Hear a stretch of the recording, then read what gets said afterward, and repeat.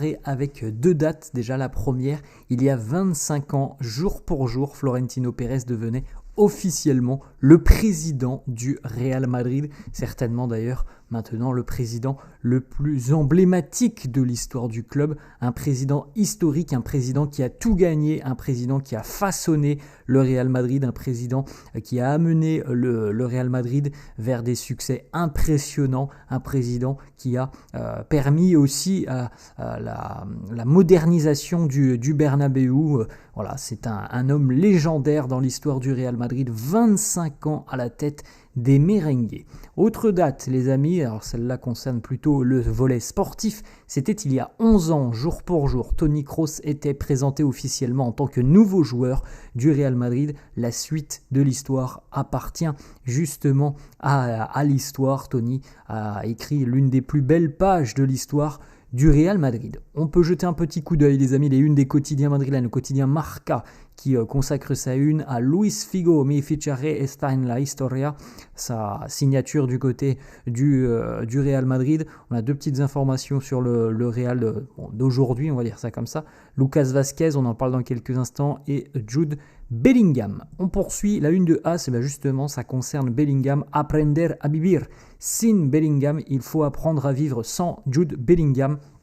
Opéré, donc les amis, vous le savez, de l'épaule, une absence estimée à 2 mois, entre 2 et 3 mois, un retour espéré début du mois d'octobre pour Bellingham, et donc quasiment 1 mois et demi, 2 mois de compétition pour le Real sans l'international anglais. Alors on aura évidemment, je pense, un Xabi Alonso qui s'appuiera énormément sur Mastantuono et Arda Güler. On verra, ça peut changer, on n'est pas encore sur le début de la saison, mais une absence comme celle de Bellingham va évidemment chambouler un petit peu les plans.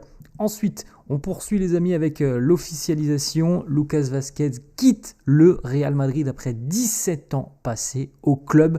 Évidemment, là aussi, un joueur légendaire, un pur merengue, pur madrilène, Lucas Vázquez. On peut le remercier pour son immense carrière du côté du Real Madrid. Un joueur qui a tout connu, un joueur qui a connu bien différents rôles aussi sur le terrain. Il est passé de l'attaque à la défense, un élément qui ne pose aucun problème. Vraiment quelqu'un de très, très sérieux, très impliqué, Lucas Vázquez. 402 matchs sous les couleurs du Real Madrid. Alors il en a joué énormément en tant que sub, remplaçant, mais bon, il y en a évidemment aussi en tant que titulaire. 402 matchs, 38 buts, 61 passes décisives, 5 titres de champion d'Europe, 3 mondiales des clubs, 3 super coupes d'Europe, 4 titres de champion d'Espagne, 2 super coupes d'Espagne, 1 coupe du roi et 1 coupe intercontinentale.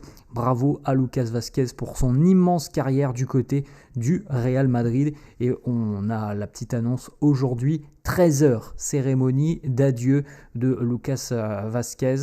On suivra tout ça, on en parlera demain. On enchaîne les amis avec 2-3 petites informations qui concernent Rodrigo. Le point sur la situation de Fabrizio Romano qui nous dit: Rodrigo qui quitte le Real Madrid, ça ne sera pas simple. Il adore le Real, il adore le club. C'est très difficile pour lui d'imaginer de devoir dire au revoir au Real Madrid. Il y aura beaucoup plus qu'une conversation entre le club et lui pour tout simplement décider de son avenir. Le Real, d'ailleurs, donne la possibilité à Rodrigo de choisir. S'il veut continuer, il continuera, il est sous contrat. Après, peut-être qu'il s'expose à un temps de jeu faible cette saison, on l'a bien compris. S'il veut partir, le Real facilitera son départ. Mais la décision finale, elle appartient à Rodrigo. Le Real ne met pas la pression sur Rodrigo. Voilà, c'est ce qui est évoqué déjà depuis une quinzaine de jours. Maintenant, c'est à lui de trancher. Peut-être qu'il a compris qu'après cet épisode de la Coupe du Monde des clubs, il aura certainement moins de temps de jeu cette saison. Affaire à suivre. On sait de ESPN Brésil que Liverpool est désormais complètement dans la course qui mène à Rodrigo. Les Reds veulent recruter l'ailier brésilien. Liverpool a même ouvert les discussions avec le Real Madrid et avec l'entourage du joueur. Donc On est sur quelque chose de concret. Il semblerait en plus de ça que Liverpool s'est vu refuser par Newcastle l'opportunité de recruter Alexander Isak. Alors, c'est pas le même profil que Rodrigo, mais ça veut dire que Liverpool va se jeter sur un autre dossier et ça sera certainement celui de Rodrigo. Ensuite, autre information du quotidien AS qui annonce que le Real est en train de peser le pour et le contre d'un éventuel départ de David Alaba, mais la problématique c'est que le joueur lui n'envisage absolument pas de quitter le Real. C'est un gros salaire David Alaba pour un temps de jeu très faible la saison dernière, pour un joueur qui est régulièrement blessé, pour quelqu'un qui est plutôt sur la fin de sa carrière, et pour un pari, parce que franchement là, on ne sait pas de quoi sera fait la saison qui arrive pour David Alaba. Sur le plan physique, ce qu'il a traversé là depuis plus d'un an maintenant, ça peut laisser quand même de gros points d'interrogation. On ne sait pas dans quel état il va revenir David Alaba pour la saison à venir. Petite déclat de Luka Modric qui lui s'est engagé du côté de l'AC Milan. Luka qui nous dit pourquoi Milan ? Eh bien parce que je voulais rester en Europe, continuer à jouer un football compétitif. J'ai eu d'autres offres, mais Milan s'est montré et ça a été tout de suite très clair pour moi depuis le premier moment où ils ont interagi.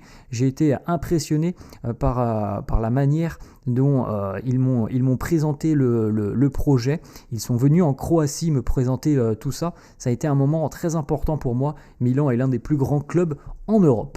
On a une petite information aussi. Alors le Real Madrid à l'heure actuelle n'envisagerait pas de recrue tant qu'il n'y aura pas de départ. Pour le moment, ce serait ce qui est acté. On va devoir vendre pour la balance financière, vendre pour pouvoir peut-être recruter à nouveau. Bon, le gros dossier à l'heure actuelle semble être celui de Rodrigo. Autre information, le Real va continuer de rechercher un milieu de terrain jusqu'à la fin du mercato. À l'heure actuelle, il n'y a aucun nom qui a convaincu le club. Un milieu de terrain, on rappelle que le Real recherche toujours, entre guillemets, un profil similaire à celui de Toni Kroos, donc on connaît la complexité de trouver un tel dossier. Voilà, il y a encore un mois et demi de mercato. Et autre information, alors celle-là qui est quand même un peu plus surprenante, le Real et notamment le département scouting du Real est très intéressé à l'idée de trouver un ailier pour l'équipe. Ils veulent un ailier classique, donc qui dévore la ligne de touche. Bon, j'espère que ce n'est pas un ailier gauche qu'on recherche, parce que je pense qu'on est déjà assez fourni là-dessus, et véritablement, ça ne peut être qu'un ailier droit. On a Rodrigo, alors Rodrigo a des qualités qui sont intéressantes sur le côté, mais je ne considère pas Rodrigo comme un pur ailier. Voilà, c'est selon moi quelqu'un qui peut aussi beaucoup évoluer plein axe, voire même de l'autre côté gauche. Donc oui, il y a peut-être une petite problématique du Real en ce qui concerne le poste d'ailier droit. Après, franchement les amis, je ne pense pas que ça soit la priorité à l'heure actuelle de trouver un ailier du côté du Real, mais bon, voilà, s'il y a une opportunité de marché, pourquoi pas. Autre information, comme on l'a dit tout à l'heure, le communiqué officiel du Real, Jude Bellingham a été opéré avec succès de l'épaule, donc absence estimée entre 2 et 3 mois pour l'international anglais. Le petit point aussi sur l'arrivée d'Alvaro Carreras. Selon le quotidien AS, Carreras sera un titulaire du côté du Real. Bon, je pense que tout le monde l'a compris. Xabi Alonso a coché le nom de Carreras depuis son arrivée. S'il voulait Carreras, c'est qu'il a identifié les qualités du joueur, les besoins de son équipe, ce que pouvait justement apporter Alvaro Carreras. Donc, il n'a pas été recruté 50 millions pour être sur le banc de touche. Ça, les amis, c'est difficilement concevable à l'heure actuelle. Donc, Carreras titulaire, ça fait, les amis, que Ferland Mendy ou Fran Garcia, l'un des deux va devoir quitter le club. Bon, c'est annoncé, on en a parlé les amis sur la chaîne, c'est juste du bon sens. Ça fait 3 semaines moi que je vous le dis, il y en aura forcément un qui va être poussé vers la sortie. On peut pas avoir dans l'effectif trois joueurs qui vont jouer latéraux gauche, qu'il y en a 2 qui sont sur le banc. C'est très difficilement concevable. Donc première information, ni Fran ni Ferland n'envisageraient de quitter le club selon le quotidien AS. Les 2 joueurs sont sous contrat jusqu'en 2027. Mais le quotidien AS poursuit en disant que, à l'heure actuelle, si une option est plus sérieuse que l'autre, c'est l'option d'un départ de Ferland Mendy. Bon, ça suit à peu près la logique des choses depuis quelques semaines, voire même depuis la Coupe du Monde des clubs.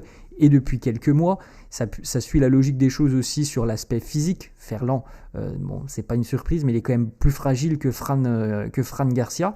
Après, oui, en termes d'expérience, bon là, c'est pas comparable entre Fran et Ferland Mendy, mais la logique veut que ça soit respecté si c'est véritablement Ferland Mendy qui est poussé vers la sortie. Petite information sur le volet des départs. Le jeune Marocain Youssi va donc quitte le Real Madrid. Il s'engage du côté du Deportivo Alavés jusqu'en 2029. On suivra évidemment son développement du côté du Déport. Et puis deux petites photos pour terminer. Premièrement, les vacances se poursuivent pour Vinicius en mode quad sur la plage avec le maillot de Ronaldinho.